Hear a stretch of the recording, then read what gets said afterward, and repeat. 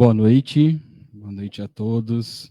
Sejam todos bem-vindos para mais uma noite de estudos, para mais uma noite de aprendizado. Irmãos encarnados, irmãos que estão na live, que ainda vão entrar, e aos irmãos desencarnados. Que aproveitemos mais este encontro para evoluirmos, um pouquinho, entendermos as nossas necessidades de aprendizado, entendermos as nossas necessidades morais, intelectuais.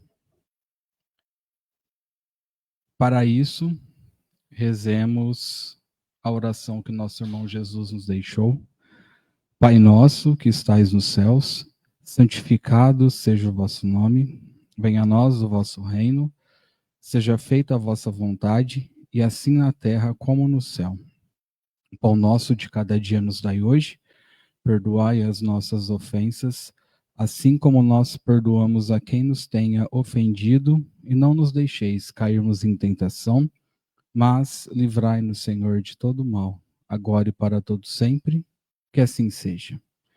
Para mais uma noite de estudos, eu convido o nosso irmão Tiago para dar continuidade ao livro A Gênese. Está com você aí?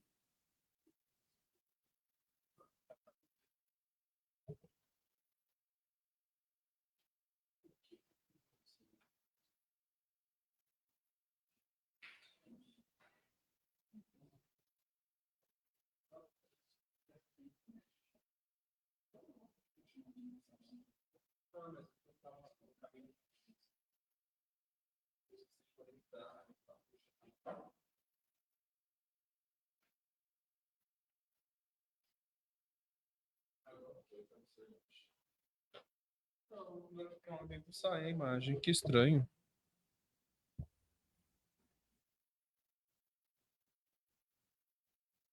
Ah, tá aqui, agora apareceu.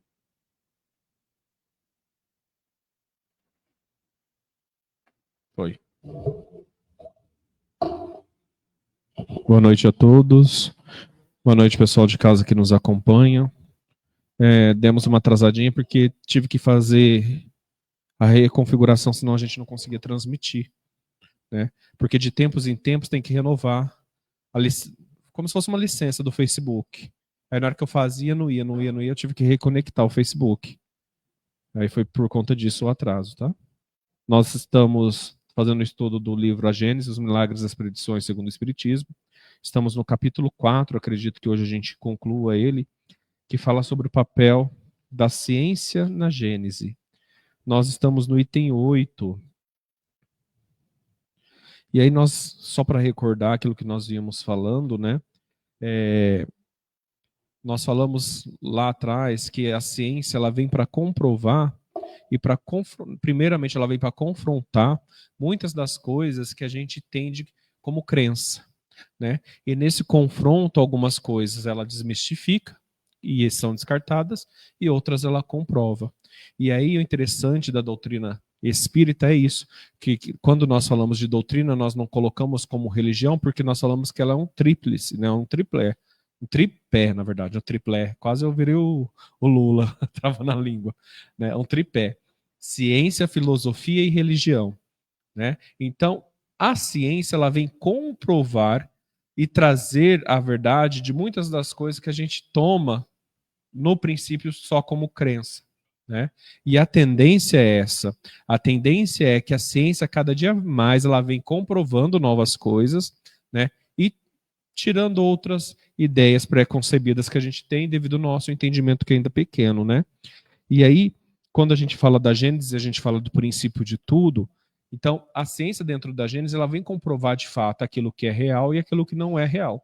E aí eu lembro que eu citei a história da criação do mundo, né? Do mundo não, dos homens, né? De nós. E aí eu citei Adão e Eva, e eu falei de uma conversa que eu tive com o padre e tudo mais. E aí eu estava vendo um historiador, falou assim, a Bíblia, ela diz muitas coisas. E as religiões falam muitas coisas. Só que muitas coisas elas deixam sem explicação. Porque até então, alguns livros escritos, né, naquela época não estão dentro das Bíblias mais comuns que a gente tem acesso, né? E aí eu estava vendo um historiador bíblico, né, falando do livro de Enoque. O livro de Enoque traz detalhadamente muitas coisas, e o livro de Enoque não existe na nossa Bíblia cristã, propriamente dita, né, que a gente segue a Igreja Católica e tudo mais.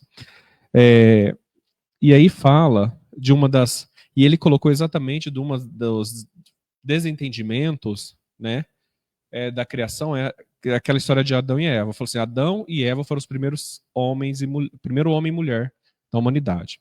Aí eles tiveram 2 filhos, Caim e Abel. Caim matou Abel. E depois ele foi embora.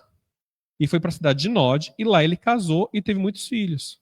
Porque lá já tinha uma população antiga. Eu falei assim, bom, aí esse historiador falou assim, olha como que é confuso e simplesmente ignora a explicação de algumas coisas, os textos bíblicos. Se eles foram primeiro homem e mulher, eles viviam numa bolha. Porque já tinha civilização mais antiga que eles. Porque o filho deles, quando foi expulso do paraíso, casou com uma mulher, né?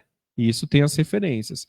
Então, olha como que a ciência vai trazendo alguns questionamentos. Aí fala das citações que tem textos bíblicos, que eu não vou falar também, dos anjos caídos que foram expulsos daqui, expulsos do céu, chegaram aqui e começaram a corromper as mulheres e ter filhos e procriarem e fazerem testes, né? E que na Bíblia diz que esses aí são os nefios, são os gigantes. E diz que a ciência vem descobrindo, a arqueologia vem descobrindo ossadas de gigantes. Mas por que não mostra para todo mundo? Porque teria que reescrever a história da humanidade. Porque tudo aquilo que a religião vem trazer, e a gente baseia a história da humanidade a partir da religião, porque é assim, né? Nós nos entendemos como seres humanos e nós entendemos a nossa história a partir da religião, né? Então tudo aquilo que era contraditório à religião era descartado. Foi assim com a ciência no princípio, né? E eu cheguei a comentar isso, dos bruxos, dos feiticeiros e tudo mais. Hoje já não vem tendo tanta perseguição assim, mas muitas coisas ainda não são muito concretas ou muito fáceis de entendimento. Por quê? Porque mudaria muita coisa. E aí nós não estaríamos preparados para tudo isso, né? Só para relembrar. E aí eu vou dar o segmento de hoje, que começa no item... O livro mudou as páginas aqui. No item 8, aqui. E diz o seguinte: mas então, disse se a Bíblia é uma revelação divina, Deus está, pois, enganado? Se não é uma revelação divina, não tem mais autoridade e a religião desmorona por falta de base? Então, por que eu fiz essa retrospectiva, né? Olha o questionamento. Mas então, disse se a Bíblia é uma revelação divina, Deus está, pois, enganado? Se não é uma revelação divina, não tem mais autoridade e a religião desmorona por falta de base. De duas coisas uma, ou a ciência está errada ou tem razão. Se tem razão, não pode resultar que uma opinião contrária seja verdadeira. Não há revelação que possa se impor sobre a autoridade dos fatos. Incontestavelmente, Deus, que é todo verdade, não pode induzir os homens em erro, nem consciente nem inconscientemente, sem o que não seria Deus. Se, pois, os fatos contradizem as palavras que lhes são atribuídas, disso é preciso concluir logicamente que não as pronunciou ou que foram tomadas em seu sentido contrário. Se a religião sofre em algumas partes de suas contradições, o erro não se deve à ciência, que não pode fazer que aquilo que é não seja, mas aos homens por terem fundado prematuramente dogmas absolutos, dos quais fizeram uma questão de vida ou de morte, sobre hipóteses suscetíveis de serem desmentidas pela experiência. E é aí que está. Gente, a Bíblia foi escrita por quem? Os textos religiosos? Por homens, né? Foram escritos por homens. E aí, nós somos seres falhos. Não é isso? Então, nós temos a nossa interpretação das coisas que acontecem de acordo com a nossa vivência. E aí eu não estou questionando histórias, não estou falando que as histórias são falsas, são mentirosas, mas eu estou falando que nós, como seres humanos, somos seres falhos. E aí o que acontece? Eu posso contar uma história para o Bruno e ele se apegar a um fato que ele achou mais interessante, e aquilo fixa nele. E o resto, com o tempo, vai se perder. mas ele gostou tanto daquele fato que ele resolve contar para outra pessoa, e aquela confusão que ele se perde pode ter algumas mudanças, mas a sua essência de entendimento não, né, daquilo que lhe tocou. Mas o outro que ouviu vai lhe ser tocado por outra coisa. Então nós, seres humanos, temos essa dificuldade, né? E aí, o que vem acontecendo e o que a ciência vem trazendo? É interessantíssimo, né, que os historiadores, os estudiosos, eles vêm agora para traduzir qualquer tipo de texto, eles levam em consideração uma coisa que não era levada antigamente, que era o tempo de vida daquele povo. Então, em que tempo aquela pessoa vivia? Será que a fala, a linguagem, os termos utilizados naquele tempo têm o mesmo significado que tem hoje? E eles entenderam que não. E aí, algumas palavras que foram traduzidas de alguma forma, hoje elas têm outro entendimento. Né? E aí, olha a importância do estudo e a importância da ciência. Né? Então, isso faz parte do nosso enriquecimento, do nosso crescimento e também tem a importância e faz parte de tirar todos os nossos erros, todas as nossas falhas e de construir coisas verdadeiras em nós. E aí quer dizer que Deus que estava errado? Não. Nós nos perdemos no caminho. Sabe a história do telefone sem fio? É mais ou menos isso. Um fala uma coisa, chega lá no ouvido do outro, outra coisa.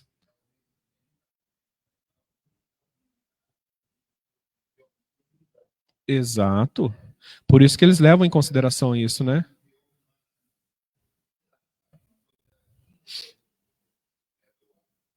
Sim. Sim. Isso faz parte do contexto social.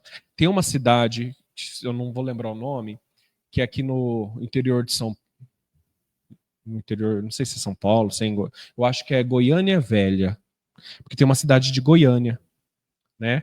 Em Goiás. Antes da capital Goiânia já tinha uma cidade de Goiânia, e aí agora chama Goiânia Velha. Diz que é uma das cidades melhores para se viver. E lá vive as pessoas que vão lá, os curiosos, os estudiosos vão lá naquela cidade, dizem que aquela população dessa cidade vive como se vivia 50 anos atrás. Então, assim, é uma cidade mais pacata, uma cidade mais tranquila, não tem esses barulhos de celular, porque quase ninguém tem acesso a isso, porque foi escolha daquele povo de não ter esse acesso. Imagina, pegar algo que é cultural dele e trazer para cá. A gente vai achar estranho. A gente vai ter muitos maus entendidos. Da mesma forma, se eu pegasse pessoas da vivência daqui e querer fazer que viva lá, vai ter muito mal entendido. Né? Porque são povos, não vou colocar diferentes, mas com costumes e vivências diferentes. E isso tem muito a ver. Né? E hoje, graças à evolução da ciência, a gente vai entendendo isso, e isso vai interferindo em tudo, principalmente no princípio do nosso entendimento. Então, por isso que falar Gênese a partir da ciência, né, a ciência ela vem mostrar, vem esclarecer o sentido principal, que é o primário, né, o primeiro lá de como tudo começou, né? Tá dando para entender? Hã? Bom, se a religião sofre em algumas partes de suas contradições, o erro não se deve à ciência, que não pode fazer que aquilo. Ah, isso eu já li. Há coisas com o abandono das quais é preciso se resignar, queira ou não queira, quando se pode dispor de outro modo. Quando o mundo caminha, não podendo detê-lo à vontade de alguns, o mais sábio está em segui-lo e se acomodar com o novo estado de coisas, antes de se agarrar ao passado, que desmorona com o risco de cair com ele. E olha que lição importante. De novo, vou ler isso aí. Quando o mundo caminha, não podendo detê-lo à vontade de alguns, o mais sábio está em segui-lo e se acomodar com o novo estado de coisas antes de se agarrar no passado. Tem gente que não parece que não quer evoluir, que não quer ir para frente. É tão apegado às coisas, ai, porque na minha época, porque naquele tempo, ai, porque não sei o que. Gente, se fosse para viver naquela época, naquele tempo, a gente não progredia. Né? Então, as coisas precisam evoluir. Porque nós fomos criados para isso. O ser humano foi criado para estar sempre em progresso. Não foi criado para estar estagnado. Senão nós seríamos criados já perfeitos. Não simples ignorantes com capacidade de evolução. Pode falar, Bruno. Goiás Velho, não é Goiânia Velha, né? É Goiás Velho, é isso mesmo. Goiás Velho. Obrigado, Marilise. Tá vendo? Então não estou criando história. Tá vendo? Tenho comprovação aqui. Isso é. Então, mas pacado, o povo vive daquele jeito, né? Agora, o que eu tô falando, tem gente que não quer avançar, que tem gente que fala assim, não, é o medo de, tipo assim, aprendi uma coisa nova, vou ter que fazer aquilo. Isso a gente vê muito nas profissões ainda. Sabe quando a pessoa é muito antiga, fala assim, não, eu sempre fiz assim e vou continuar fazendo. Mas o mundo mudou, a roda girou e a pessoa vai ficar para trás. Não, na área da educação, com certeza, porque já riram ali no fundo. Mas no todo é assim. Gente, eu preciso acompanhar o progresso. Né? Nós temos essa condição. Nós temos essa capacidade. Precisamos desenvolver ela. Porque na vida futura que nos espera, nós não vamos nascer na mesma época que nós estamos hoje. Imagina. Então, nós não podemos ficar parados, nós não podemos ficar estagnados, né? 9. Seria preciso, por respeito aos textos considerados sagrados, impor silêncio à ciência? Depois eu vou comentar isso aqui. Isso teria sido coisa tão impossível quanto impedir a Terra de girar. As religiões, quaisquer que sejam, nunca ganharam nada por sustentarem erros manifestos. A missão da ciência é descobrir as leis da natureza. Ora, como essas leis são obras de Deus, não podem ser contrárias às religiões fundadas sobre a verdade. Lançar anátema ao progresso por atentatório à religião é lançá-lo à própria obra de Deus. Além disso, seria esforço inútil, porque todos os anátemas do mundo não impedirão a ciência de caminhar e a verdade de se fazer luz. Se a religião recusa caminhar com a ciência avança sozinha. E aí a religião deixa de existir. Porque muitas vão deixar de existir. Né? E eu vou dizer mais, todas vão deixar de existir. Porque a religião é algo criado pelo homem. Né? E aí, é engraçado isso que uma vez uma colega minha falou assim, Tiago, eu sou católica, mas tem muita coisa que não faz muito sentido para mim. E eu fico com dúvida. Eu falei assim, eu também fui católico, também tinha isso. Só que eu ia perguntar pro padre. Eu falei assim, mas eu tenho receio porque tem padre que não gosta. Porque eu já ouvi dentro da igreja que religião a gente crê, não se questiona. Gente, aqui a primeira coisa que eu aprendi foi tudo se questiona. Porque a fé cega, ela nos direciona para um caminho totalmente equivocado. Então não podemos ter fé cega. Nós precisamos ter o raciocínio. Deus nos deu a capacidade da razão.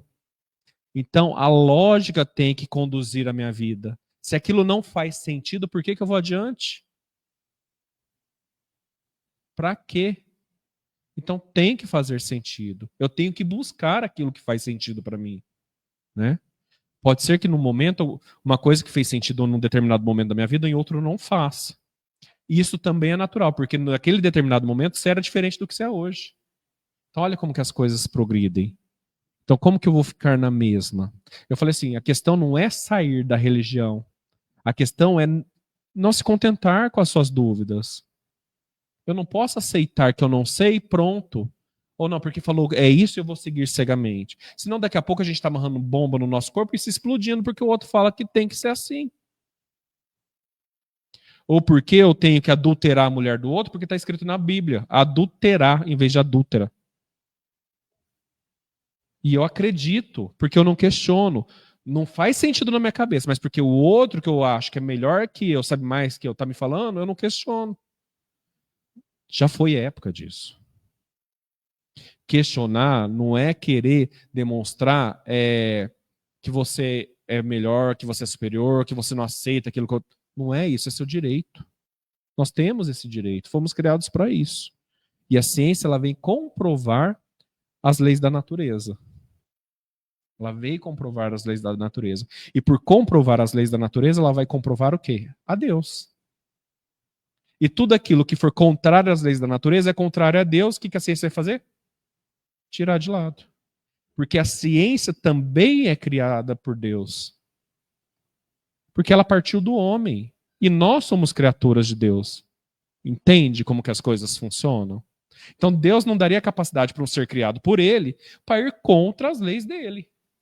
Não faz sentido, é ilógico. Bom, 10. Apenas as religiões estacionárias podem temer as descobertas da ciência. Essas descobertas não são funestas, senão aquelas que se deixam ultrapassar pelas ideias progressivas. Aconteceu alguma coisa aqui? Ah, tá. No meu celular. Saiu. Depois vocês me falam quem foi. Progressivas, imobilizando-se no absolutismo das suas crenças em geral. Fazem uma ideia tão mesquinha da divindade que não compreendem que assimilar as leis da natureza reveladas pela ciência é glorificar a Deus por suas obras.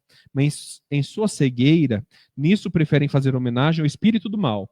Uma religião que não estivesse em nenhum ponto em contradição com as leis da natureza, nada teria a temer do progresso e seria uma religião invulnerável. E aí eu lembro de outro fato. Tinha um vizinho que já faleceu lá na nossa rua, que era um senhor. E de madrugada, ele andava no meio da rua. Ele andava porque é uma rua sem saída, ele não dormia e ia andar na rua. Aí as cachorras latiam. Aí um dia ele foi reclamar para mim, falou assim: "Nossa, mas essas cachorras latem, elas são bravas". Falei: por quê?" "Porque de madrugada eu passo aqui na frente, portanto fica latindo". Falei: "Mas o senhor tá passando de madrugada na frente da minha casa, o senhor quer que a cachorra faz o quê?" "Vai latir". Aí ele começou: "Não, porque tem gente que cria bicho que não sei o que parece gente, que tem um amor, que não sei o que lá, não sei o que lá, não sei o que lá". E foi falando um monte de coisa, tá? Aí porque Deus não gosta disso, Deus prega que não sei o que lá, tal, porque Deus é vingativo, porque se você não fizer aquilo de acordo com Deus e não sei o que, isso ele falando para mim. Aí eu falei assim: "Sabe o que o senhor faz? O senhor fica com o Deus do senhor de vingança, eu fico com o meu Deus que é de amor. E tá tudo certo". Aí ele ficou sem reação, foi embora. Então olha como que está lá atrás.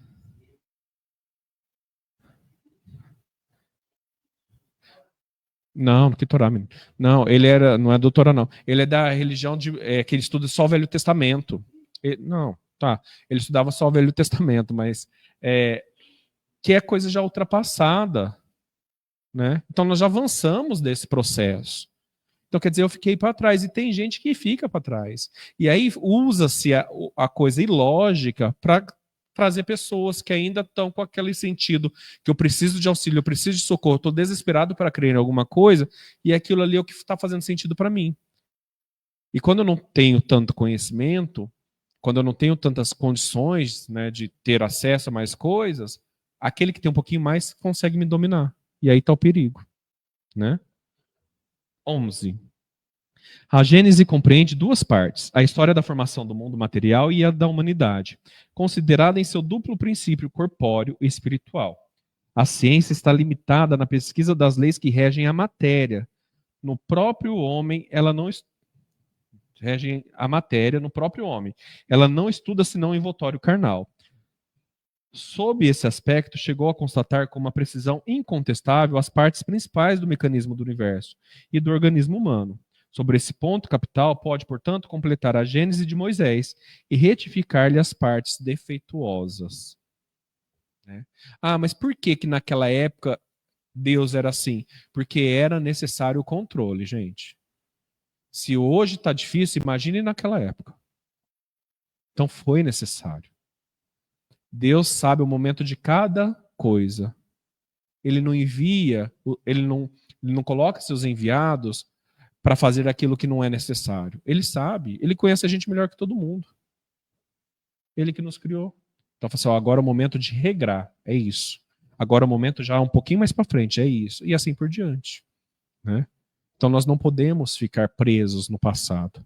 Porque uma hora o passado desmorona e a gente fica sem chão. Foi o que acabou de ser dito. Né? O mundo gira, a roda do mundo gira. E se a gente ficar embaixo, daqui a pouco ela passa por cima da gente e a gente é esmagado.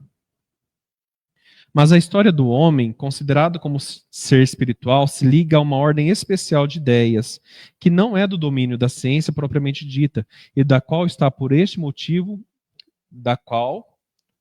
por este motivo, não fez objeto de suas investigações.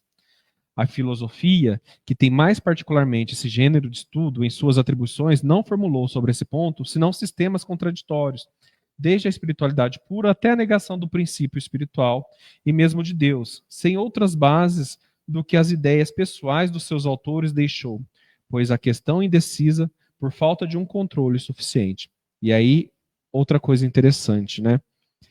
As coisas vão evoluindo de acordo com quem tem o questionamento. Então, eu questiono alguma coisa, eu vou tentar procurar um sentido de acordo com o meu questionamento e com o meu entendimento. E aí as coisas vão acontecendo. Só que mesmo sendo de forma errônea, aquela parada, até aquele ponto que aquela pessoa consegue chegar, outro não se conforma com aquilo, cria questionamento e vai buscar algo a mais. E assim vai evoluindo todo o processo. E aí, desde a criação do mundo, o que é Deus, e outros questionamentos, entra a filosofia. Porque a filosofia é a ciência do porquê. Né? É a ciência do questionar. Então, a filosofia ela vem trazer isso, a dúvida. Por que o mundo é assim? Quem criou o homem? O que são os astros e tudo mais? Então, esse questionamento que foge àquilo que é material da ciência vem da filosofia. Esta questão, todavia, é para o homem mais importante, por dizer respeito ao problema de seu passado e de seu futuro. A do mundo material não toca senão indiretamente. O que lhe importa, antes de tudo, é saber de onde vem, para onde vai, se já viveu e se viverá ainda, e qual sorte lhe está reservada. Sob todas essas questões, a ciência está muda. A filosofia não dá senão opiniões que concluem em sentido diametralmente oposto, mas ao menos permite discutir, o que faz com que muita gente se anime de seu lado, de preferência ao da religião, que não discute. Né? Todas as religiões estão de acordo sobre o princípio da existência da alma, sem todavia demonstrá-lo, mas não se põe de acordo nem sobre a sua origem, nem sobre o seu passado, nem sobre o seu futuro. Sobretudo, nem naquilo que é essencial sobre as condições das quais depende a sua sorte futura. Elas fazem, na maioria de seu futuro, um quadro imposto à crença de seus adeptos, que não pode ser aceito senão pela fé cega, mas não pode suportar um exame sério. O destino que dão à alma, estando ligado em seus dogmas, às ideias que se fizeram do mundo material e do mecanismo do universo nos tempos primitivos, é inconciliável com o estado dos conhecimentos atuais. Não podendo, pois, senão perder ao exame e à discussão, acham mais simplesmente proscrever um ao outro. Dessas divergências relativas ao futuro do homem, nasceram a dúvida e a incredulidade. Todavia, a incredulidade deixa um vazio penoso. O homem encara com ansiedade o desconhecido, onde cedo ou tarde deverá entrar fatalmente. A ideia do nada gela-o. A sua consciência lhe diz que além do presente há para ele alguma coisa. Mas o quê? Sua razão desenvolvida não lhe permite mais aceitar as histórias que embalaram a sua infância, tomar alegoria pela realidade. Qual é o sentido dessa alegoria? A ciência rasgou um canto do véu, mas não lhe revelou o que mais importa saber. Ele interroga em vão, ninguém lhe responde. Parou, parece. De maneira peremptória e própria para acalmar as suas apreensões. Por toda parte, encontra a afirmação se chocando contra a negação, sem provas mais positivas de uma parte e da outra. Daí a incerteza sobre as coisas, agora voltou aqui o som, sobre as coisas da vida futura, faz com que o homem se arroje com certo frenesi sobre as coisas da vida material. Tal é o inevitável efeito das épocas de transição. O edifício do passado desmorona e o do futuro não está ainda construído. O homem está como o adolescente, que não tem mais a crença ingênua dos primeiros anos e não tem ainda os conhecimentos da idade madura. Não tem senão vagas aspirações que não sabe definir. Se a questão do homem espiritual permaneceu até os nossos dias no estado de teoria, foi porque faltaram os meios de observação direta que se teve para constatar o estado do mundo material, e o campo permaneceu aberto às concepções do espírito humano. Enquanto o homem não conheceu as leis que regem a matéria e não pôde aplicar um método experimental, errou de sistema em sistema com relação ao mecanismo do universo e à formação da Terra. E isso ocorreu tanto na ordem moral quanto na ordem física. Para fixar as ideias, tem faltado o elemento essencial, o conhecimento das leis do princípio espiritual. Esse conhecimento estava reservado para a nossa época, como das leis da matéria foi obra dos 2 últimos séculos. Até o presente estudo do princípio espiritual compreendido na metafísica foi puramente especulativo e teórico. No espiritismo é todo experimental. Com a ajuda da faculdade medianímica, mais desenvolvida de nossos dias, e sobretudo generalizada e melhor estudada, o homem se acha na posse de um novo instrumento de observação. A mediunidade foi para o mundo espiritual o que o telescópio foi para o mundo astral, e o microscópio para o mundo dos infinitamente pequenos. Permitiu explorar, estudar, por assim dizer, de visu, suas relações com o mundo corpóreo, isolar no homem vivente o ser inteligente do ser material e de vê-los agirem separadamente. Uma vez em relação com os habitantes desse mundo, pôde-se seguir a alma em sua caminhada ascendente, em suas migrações e suas transformações. Pôde-se, enfim, estudar o elemento espiritual. Eis o que faltava os precedentes comentaristas da Gênese para compreendê-la e retificar-lhe os erros.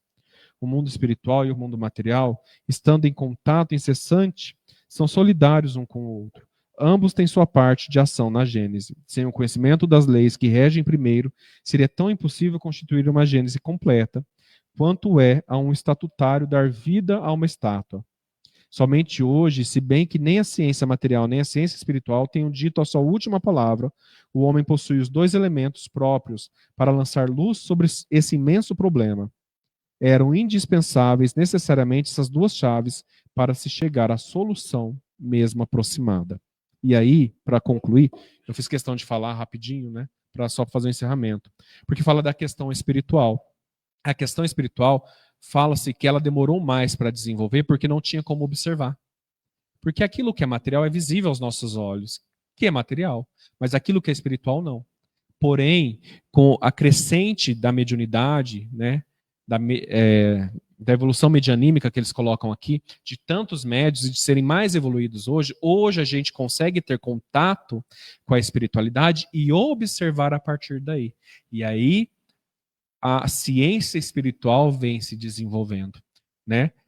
E por que só agora? Porque, primeiramente, precisava de se desenvolver o entendimento da matéria, que é aquilo que nós conseguimos observar, para que o outro pudesse fazer sentido para nós. Sabe aquilo que eu preciso saber contar? Primeiro eu preciso saber o que é letra e o que é número, depois eu preciso somar 1 mais 1 para depois fazer multiplicação, depois aprender química, física e assim por diante. É isso. Eu precisava desenvolver a minha capacidade intelectual a um certo ponto para que eu pudesse ter algo a mais, algo além. E aí o final, para se concluir, né, fala-se das fases de transição, que é importante, nós estamos nessa fase de transição, e por isso desse avanço agora, mas o final diz assim, somente hoje, se bem que nem a ciência material nem a ciência espiritual tenham dito a sua última palavra, o homem possui os 2 elementos próprios para lançar luz sobre esse imenso problema. Qual o imenso problema? De compreender a vida, o mundo, a criação de como ela de fato é. Eram indispensáveis necessariamente essas 2 chaves para se chegar a uma solução, mesmo que aproximada. Qual que é essas chaves? A ciência material e a ciência espiritual. Então, é necessário que essas 2 ciências elas evoluam e cresçam juntas, para que a gente possa compreender de fato e entender lá na frente o princípio de tudo isso. O porquê, de como, de quando, né, para se fazer sentido. Muitas coisas que nos são ensinadas, que nós aprendemos, que nos foram reveladas, foi através dos nossos irmãos que aqui viveram e que estão do lado de lá. Assim como aquilo que a gente vem aprendendo hoje, nós vamos ensinar para aqueles que estão do lado de lá e que vão estar aqui novamente. Né? Então, uma constante troca. Né? E assim a gente vai crescendo e tudo isso vai mudando. E aí, quando tudo isso acontecer, nós já sairemos desse processo de transição. Quer dizer, o novo já estará ruído, o velho já estará ruído e o novo já terá se emergido, já terá crescido, já terá evoluído e já estará em plenas condições aí de avanço. Que assim seja. Eu corri para terminar o capítulo. Deu para entender, gente? Alguma dúvida, algum questionamento? Eu perdi todas as pessoas que estavam aqui, eu entrei de novo, mas gostaria de agradecer a presença de todo mundo que nos acompanha, né, na noite de hoje. Quem? A Ronilda, um abraço. Pode.